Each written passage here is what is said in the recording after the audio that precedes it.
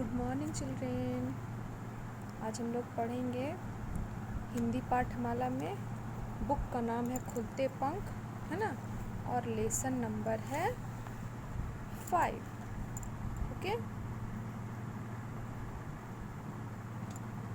Lesson number है 5। इस lesson number में हमें पेड़ों के बारे में, उनकी क्या खासियत होती है, उसके बारे में ये बताया जा रहा है ना। और ये हमारे लिए क्यों ज़रूरी है, साथ में हमारी धरती के लिए क्यों ज़रूरी है, इसमें बताया जा रहा है। पेड़ है, देखो यहाँ पे पेड़ हैं, यहाँ फूल वगैरह हैं, यहाँ सूरज है, और ये धरती है, ये इंसान है। इन सभी के बीच में क्या कनेक्शन है, क्या कनेक्टिविटी है, वो हम इस कविता में जानने की कोशिश करेंगे। ठीक है, चलो।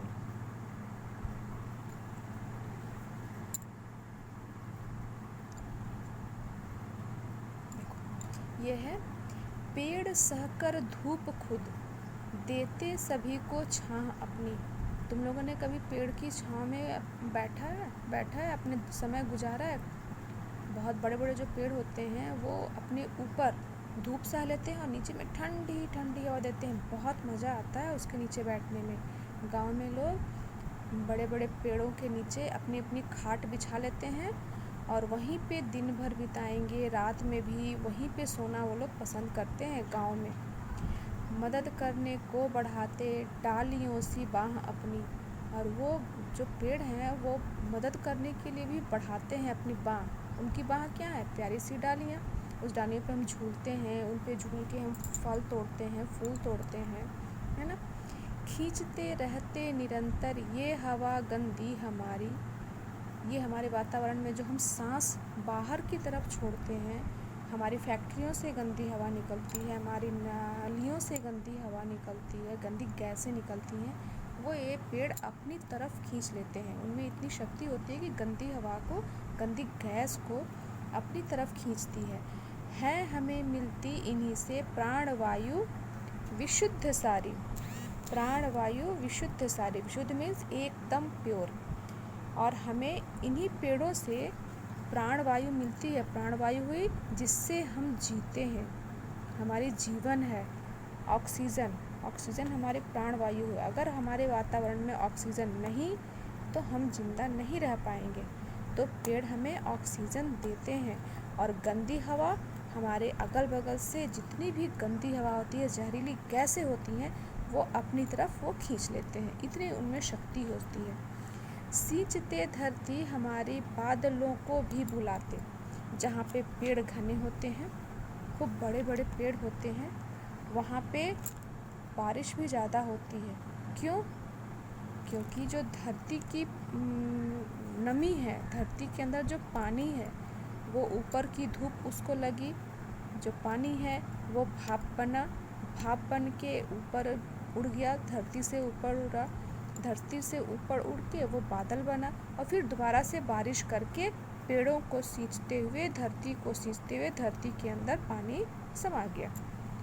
जल बरसाता खेत उपवन, वन सभी हैं लहलहाते।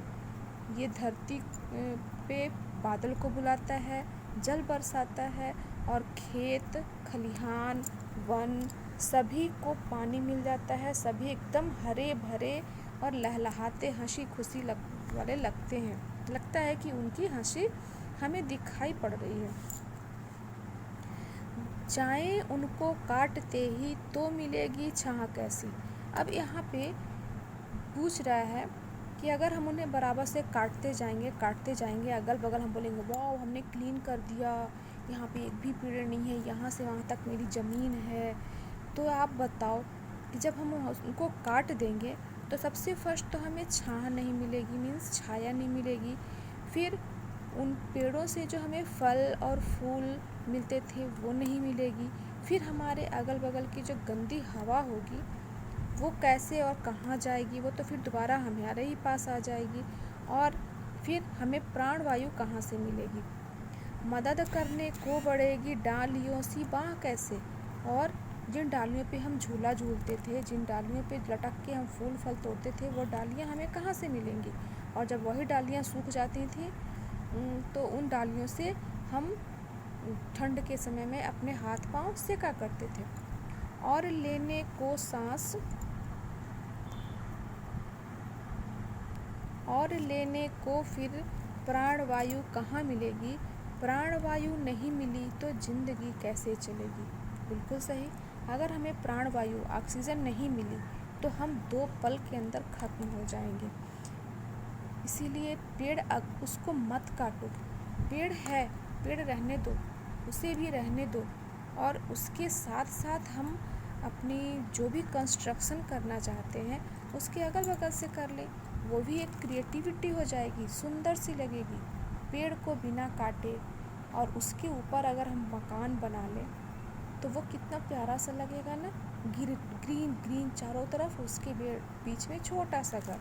तो हमें अभी अपने अगल बगल अपने मम्मी पापा को ये भी सिखाना है कि मम्मी पापा पेड़ को मत काटो, वो हमारे दोस्त हैं और दोस्त को साथ में रहने दो। बिना दोस्त के जीवन नहीं चलता। ये हमारे बहुत ही उपयोगी दोस्त हैं, है ना। तो हमारी ये कविता ख़त्म हुई। इसे लिखा था द्वारिका प्रसाद माहेश्वरी ने, है ना। बहुत अच्छे कवि हैं और हमारे लिए जो ज़रूरी है उस पे ये कविताएं लिखते हैं। अच्छा, अब देखो, अब इसमें कुछ शब्दार्थ हैं जिसको कि आपको याद करना होगा। शब्दार्थ में क्या है? छां। छां का मैंने बताया छाया। वन मीन्स जंगल। निरंतर मीन्स लगातार। प्राणवायु मीन्स जीवित रहने के लिए आवश्यक हवा मीन्स ऑक्सीजन। देख रहे हो ये वाला?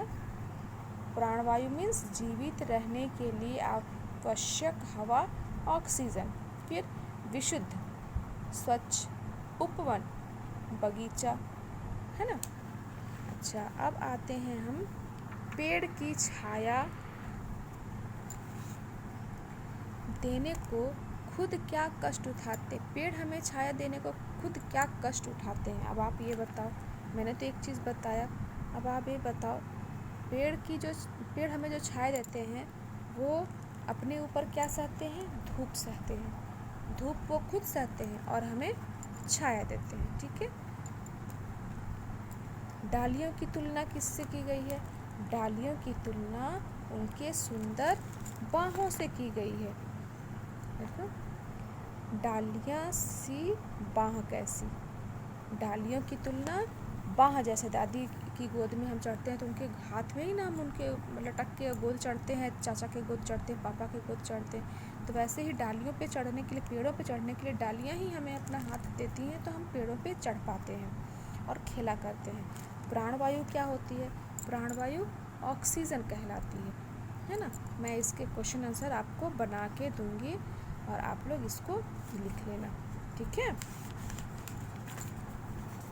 Okay children.